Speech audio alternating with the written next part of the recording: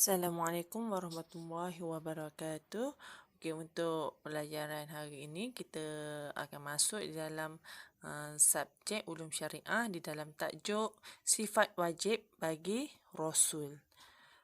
Okey, pengertian. Pengertian Rasul ialah yang pertama, seorang lelaki merdeka pilihan Allah Subhanahu Wa Taala. Yang kedua, mendapat wahyu daripada Allah Subhanahu Wa Taala. Yang ketiga, wajib disampaikan kepada manusia. Okey, ini antara pengertian Rasul. Okey, kita tengok pengertian Rasul yang kedua, mendapat wahyu daripada Allah Subhanahu Wa Taala. Okey, wahyu ni merupakan arahan ataupun kata-kata daripada Allah Subhanahu Wa Taala kepada rasul-rasulnya ataupun kepada nabi-nabinya. Okey, antara salah satu wahyu yang disampaikan kepada rasul kita iaitu Nabi Muhammad sallallahu alaihi wasallam, iaitu Rasulullah sallallahu alaihi wasallam, yang mana Allah telah menurunkan Al-Quran kepada Nabi Muhammad sallallahu alaihi wasallam yang melalui perantaraan malaikat Jibril. Itu merupakan wahyu daripada Allah Subhanahu Wa Taala kepada Nabi Muhammad. Seterusnya kita pergi kepada sifat wajib bagi Rasul. Okay, sifat wajib bagi Rasul terbahagi kepada 4. As-siddiq ialah bermaksud benar. Yang kedua, at-tabligh iaitu bermaksud menyampaikan. Yang ketiga, al-amanah yang bermaksud kepercayaan. Yang keempat, al-fatanah yang bermaksud bijaksana. Sifat Rasul yang pertama ialah as-siddiq, bermakna benar. Rasul wajib bersifat as-siddiq, yang ini benar dalam semua gerak hati, perkataan dan perbuatan, iaitu mengaku sebagai utusan Allah Subhanahu Taala. Yang kedua, segala maklumat diterima daripada Allah Subhanahu Taala. Yang ketiga, tindakan dan bimbingan daripada Allah Subhanahu Taala. Daripada surah An-Najmu ayat 3 hingga 4 yang bermaksud, dan ia tidak memperkatakan iaitu sesuatu yang berhubung dengan Islam menurut kemahuan dan pendapatnya sendiri.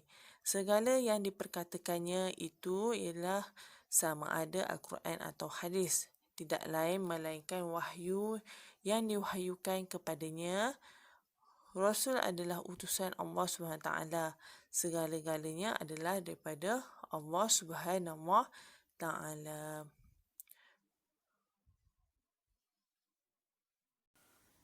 Yang kedua, sifat al-amanah yang bermakna jujur. Iaitu para rasul bersifat jujur dalam semua tindakan mereka. Yang kedua, rasul bersifat maksum. Okey, untuk maksum ni bermaksud yang mana Rasulullah SAW ni dia terhindar ataupun terpelihara daripada dosa. Itu maksud maksum. Yang ketiga, mereka menyampaikan syariat Allah SWT tanpa menambah walau sedikit pun. Tak ada tokok tambah lah antara salah satu wahyu yang mana Allah sampaikan iaitu kepada Nabi Muhammad SAW, iaitu Al-Quran. Yang mana apa yang disampaikan oleh Allah, Nabi Muhammad tak ada tokok tambah. Antara contohnya iaitu Al-Quran. Itulah apa yang disampaikan oleh Allah kepada Nabi Muhammad.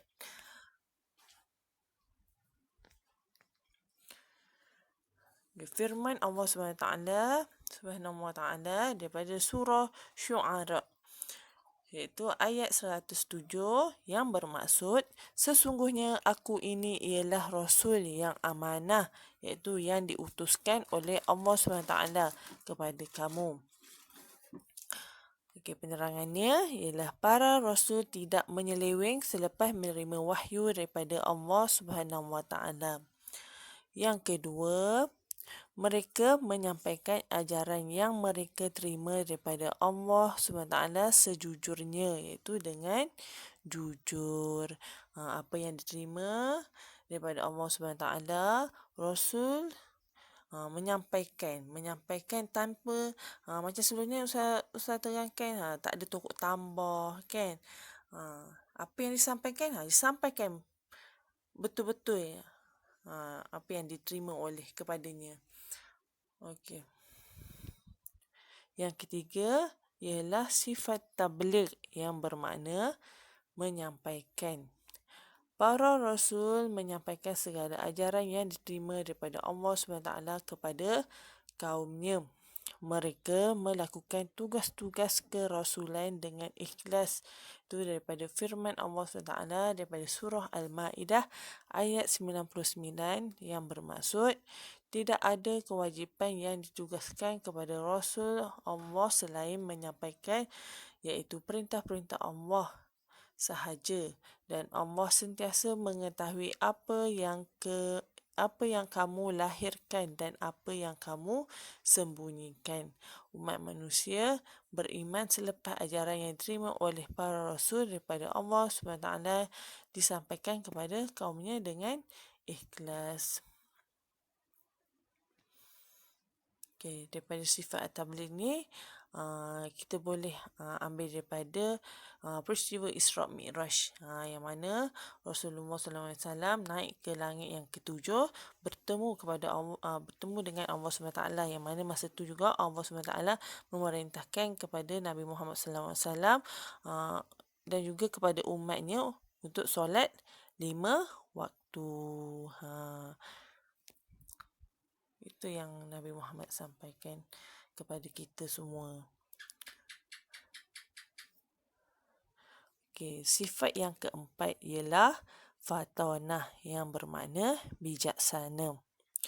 Para rasul bijaksana dalam memberi keterangan dan berhujah bagi menegakkan kebenaran dalam mematahkan hujah lawan.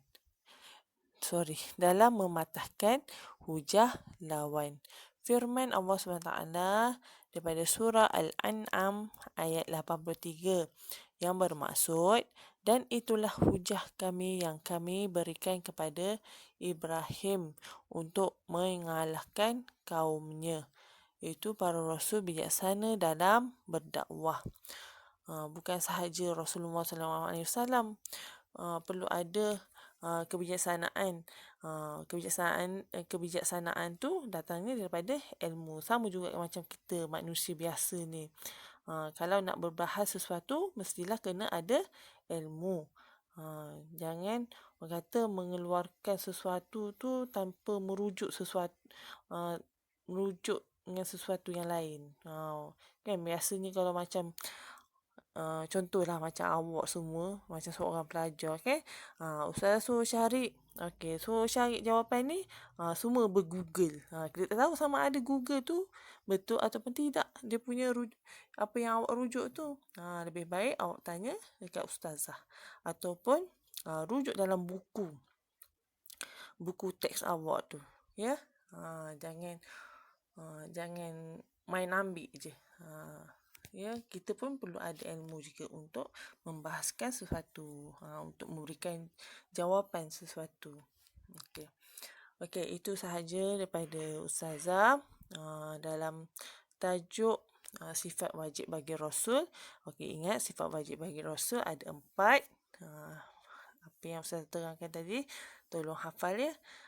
Sifat wajib bagi Rasul beserta maknanya. Okey, hafal. InsyaAllah biasanya akan masuk dalam peperiksaan awak, UPKK awak. Okey, itu sahaja daripada Ustazah. Wassalamualaikum warahmatullahi wabarakatuh.